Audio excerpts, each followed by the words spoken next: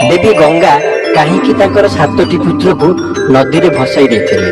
एई विषयटी महाभारत में वर्णित होईछि। सेतेबेले हस्तिनापुर राजा शांतनु थिले। से जणे वीर और धार्मिक शासक थिले। तांकर युवा अवस्था थरे से गंगा कूल शिकार उद्देश्य विचरण करुथिले। सेई समय रे से जणे अपूर्व अनिंद्य रूपवती युवती को निज सम्मुख देखि विहोलित होई तांको विवाह करने को चाहिए। सही लावण्यमयी थिले निजे गंगा देवी। मानव शरीर धारण करी से शांतनु को विमोहित करथिले। महाराज शांतनु तांको पत्नी रूप में पाइबा पई निज राज्य राजसिंहासन समस्त वित्त एपरिक निज जीवन मध्य अर्पण करदेबे कही प्रस्ताव रखिले। सहास्य बदन रे गंगा उत्तर देले, हे राजन, आपण मोर सामान्य केतोटी शर्त को स्वीकार पूर्वक अंगीकार बद्ध हेले मु आपणकर पत्नी हेबा पई प्रस्तुत। शांतनु सम्मत हेले। गंगा कहिले, आपण अबा अन्य केही कदाचित मोर परिचय अबा वासस्थान संपर्क रे प्रश्न करिवे नहीं। मु जहा किछि करिबी उत्तम अबा मंद ताहार कारण जिज्ञासा करिवे नहीं। सही कर्म पई मो प्रति दोषारोप करिवे नहीं किंबा असंतुष्ट हेबे नहीं। एथिरे सामान्य व्यतिक्रम घटिले तत्क्षणात मु आपनकु त्याग करी प्रस्थान करिबी। विमग्ध शांतनु अविलंबे बिना विवेचन रे शर्तगुड़ी को पालन करिबे कही प्रतिश्रुति हेले एवं देवी गंगा तांकर पत्नीत्व ग्रहण करी राजप्रसाद को गमन कले।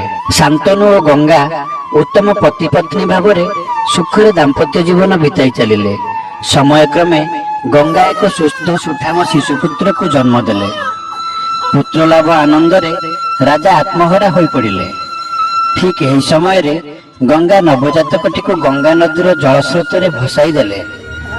राजा दुख रे म्रियमाण हेले सत, किंतु निजर प्रतिश्रुति को स्मरण करी नीरव रहिले। दिन गड़ी चलिला। गंगा थर थर करी परवर्ती 6टी पुत्र संतान प्रसव करी गंगा माता कूल विसर्जन करदेले। शांतनु को हृदय विदारित हेउथिले मध्य से धैर्य धरी नीरव रे गंगांकर एपरि अमानुषिक निष्ठुर कार्य को सह्य करी चलिले। गंगांक परिचय उद्देश्य आदि नहीं तांको मन रे अनेक प्रश्न उंकी मारिला। तथापि से असीम सहिष्णुतार परिचय देई गंगा को पदे मध्य पचारिले नहीं। किंतु सप्तम संतान परे गंगा जतबेले पुनश्च निजर नवजातक अष्टम पुत्रटी को गंगा जल रे विसर्जन करबा पई अग्रसर हेले, शांतनु असह्य वेदनारे जर्जरित होई बारंबार एपरि निरपराधी शिशुगुड़ी को काहेकि बध करि चलिछ कही गंगा को बाधा देले। गंगा कहिले, हे राजा, आपण आपणकर प्रतिश्रुति विच्युत हेले। मु एही मुहूर्तरु आपणको त्याग करी प्रस्थान करूची। एही अष्टम शिशुटी को किंतु मु जलस्रोत रे निक्षेप करू नाही। एहाकू मु मो सांगरे नहीं जाउछी। ठीक समय रे एहाकू मु आपणको हस्तांतर करिबी। मु शिशुगुड़ी को हत्या करथिबा आपणकर भूल धारणा। मु सेमानंकु मुक्ति देइछि। मो प्रति आपणकर जे घृणा भाव जात होईछि ताहा दूरीकरण पई सुनंतु। मु स्वर्गर देववृंद मर्त्यर मानव गणंकर परम पूज्या देवी गंगा ब्रह्मदेवंकर अभिशाप जोगु एवं वसु मानंकर प्रार्थना को रक्षा करी मु मर्त्य आविर्भूत होई आपणकर पत्नीत्व ग्रहण करी वशिष्ठ ऋषिंक द्वारा अभिशापग्रस्त मानव रूप जनित वसु मानंकु मुक्ति प्रदान करिछि। एही अष्टम वसुंकर मुक्तिर समय आसे नाही।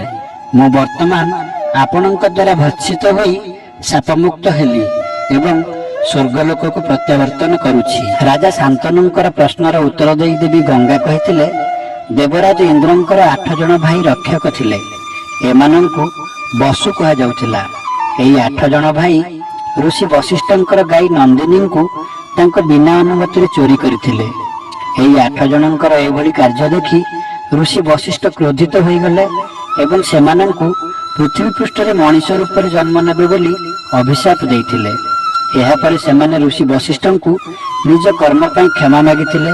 ऋषि वशिष्ठ निज क्रोध शांत करी 7 जण वसुंकु 9 मास पर धरापृष्ठରୁ मुक्ति पाई जिवे एवं जे गाय चोरी करथिले तांकु भूलोकरे बंचिबाकु हेबो बोली कहिथिले।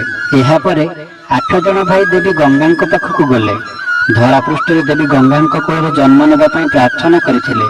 तापर महाराज शांतनु को वचन देई गंगा निज अष्टम पुत्र को सांगरे नहीं नदी भीतर को पड़ाइथिले। तेबे से अष्टम पुत्र हेउछंती देवव्रत।